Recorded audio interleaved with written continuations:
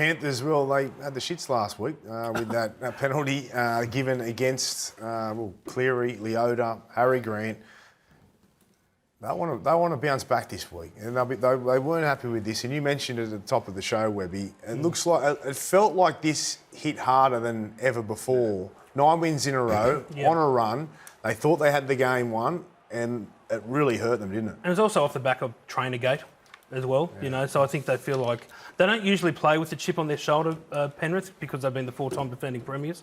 But I could just after that loss, it was very unlike Nathan and Ivan to talk as they did. And that's no disrespect to them, but you could see how much it hurt them. It was tell the truth. They weren't out of line either. No. They said. No. It was just that you could tell that they were really impacted by it. That's as angry as the Clearys get. Yes. But you know what though?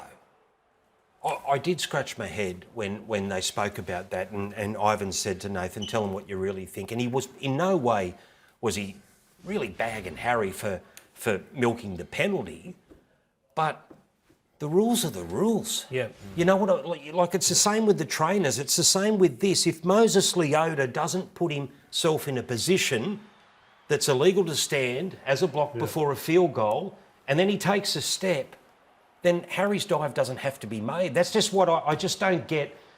The reason this rule changed was because of the Panthers. So they should know better than anyone. You go back to the 2021 final series, that's when this all blew up. Remember Bennett and Cleary had their big blue over this? They've been gaming the system for the last 3 years. Yeah. So they know the rules. 100%. And Craig they got Bellamy caught out on a blocker. Craig Bellamy said it last week when they were talking about the kicks in the air and the players not allowed to be being tackled. And he said, well, them's the rules. Yeah. The rules are the rules. And that's how it is. And the sad part is they got the best sharpshooter behind them. Does he need that much protection? Like, they got Tom Brady back there kicking him. Like, I think he might have got there even if Harry had a clear run to him. And he can go back another 5 metres. He hits him from over 40. So it was a strange play, and he did get in the line of Harry Grant. What I'll say is though, that first 40 minutes, and I said it last night, they were very good. Like really? They blew Melbourne off the park, and they could have been ahead by a hell of a lot more, and they're going to be very, very hard to beat in the next few weeks into the finals. Now, we've got players feigning injury in tackles and defenders milking an obstruction. Can the NRL police both of these? Everyone wants a change. Everyone doesn't want to see this, that and the other, but how? And can they?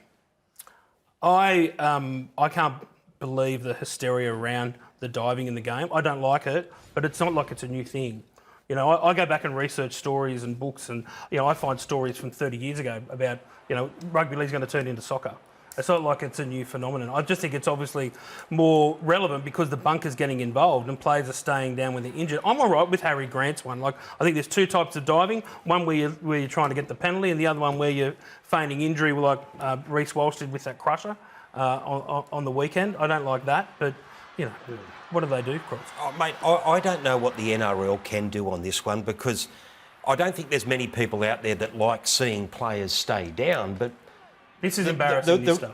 Well, it is and it isn't, Andrew, because I've seen tackles like this, minor incidents, result in broken necks. Ethan Lowe a few years ago.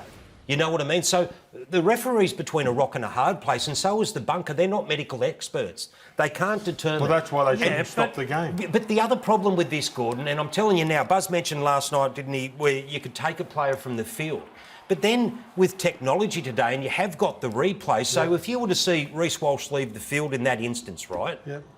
And then they go back and replay the game and they say, oh, hang on a minute, that was a crusher. That should have been a penalty. That's what the judiciary's for. That team has been... But that's what the judiciary's because for. he wasn't injured. He waited there for the video ref to look at it 100%. and get the penalty. And that's what rubbish. breaks your heart watching the game. But the referees and the bunker, they can't ignore if there is foul play. If the referee can't see that on the run, just let it go and let the match review get it. Move because the ball across. That's how you end those type of... So there's been injuries since 1908. Of diving. Right? And in my era, probably Brace era, they should just grab the ball, move it 2 metres, play on. They did. And then that's what the doctors, that's what the trainers, and that's what the judiciary's for. It's not for the referee to decide there and then. Well, it's actually for the players to decide, but unfortunately it's never going to happen. Jai Arrow got hit in the mouth. He sat there and kept on looking, looked like he was blowing kisses at the referee just sitting there until he got a penalty. The problem is, Gordon, that a few years ago, and it wasn't so long ago, I remember the Raiders were in a game, and I'm trying to remember who they were playing. I think they were playing the Roosters at the time, and Matt Lodge had taken a dive, right? And he stayed down and he milked the penalty, and if I remember correctly, it might have cost Canberra the game. And I remember after the game, Ricky was absolutely filthy about it. He never encouraged his players to stay down, and Robbo may not either. It mightn't have been the Roosters, I can't remember, but it was Matt Lodge. But the point is, right, if you don't do it now, you do cost your team. That's just the reality of it. I understand. That's the problem. But that's where the NRL can change it by not letting the referee interfere. Well, you could even penalise. You could penalise some of the players. I just don't think there's an easy answer to it. Just move the ball because it ain't gonna across, and then I'll stop milking it, and it'll be like Jaden Campbell, and we go, do you know what? In the end, it wasn't really a penalty. In the end, and I'm a Titan, and I'm thinking, okay, it would have been one of the softest penalties in history. Did he get him high? Is that worth a penalty, in your opinion?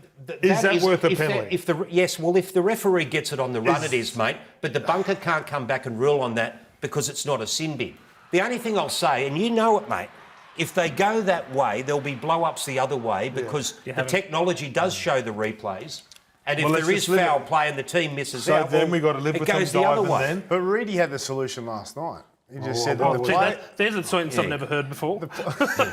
Well, hang on. I haven't finished yet. He said that the players and coaches should be able to work this out and just stop diving.